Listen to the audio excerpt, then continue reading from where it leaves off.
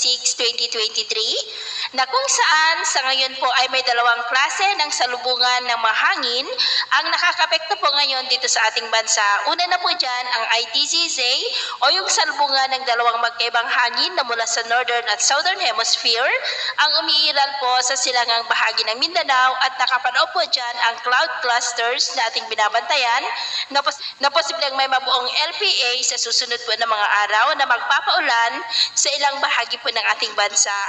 At meron po tayong shear line o linya kung saan naman nagtatagpo ang malamig na hanging amihan at mainit na easterlies na siya naman pong nakakaapekto sa silangan ng gitnang bahagi ng Luzon. At sa atin naman pong long range forecast ay wala naman pong bagyo na nakikita na tatawid dito po sa ating bansa hanggang sa matapos ang buwan na ito,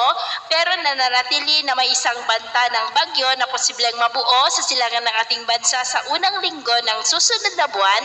at ang development po nito ang patuloy po natin nababantayan. At sa lagay po ng ating panahon ngayong madaling araw dahil sa amihan ay may mga isolated rains sa ilang bahagi po ng Babuyan Islands, northeastern part ng Cagayan at dahil naman sa shear line ay may mga isolated rains naman sa ilang bahagi ng Quezon at Aurora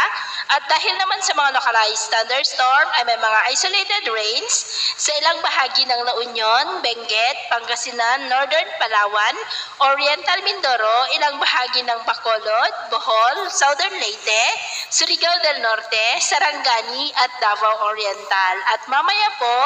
ay sisikat ang araw sa malaking bahagi ng ating bansa maliban lamang sa mga tsansa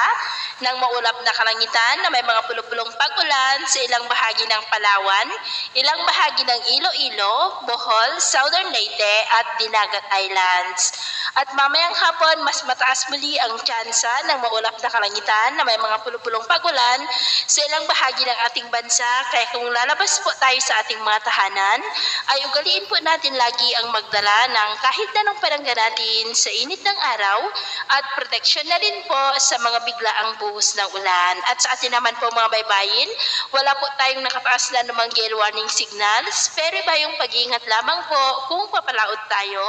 para mas makaiwas sa mga sakuna.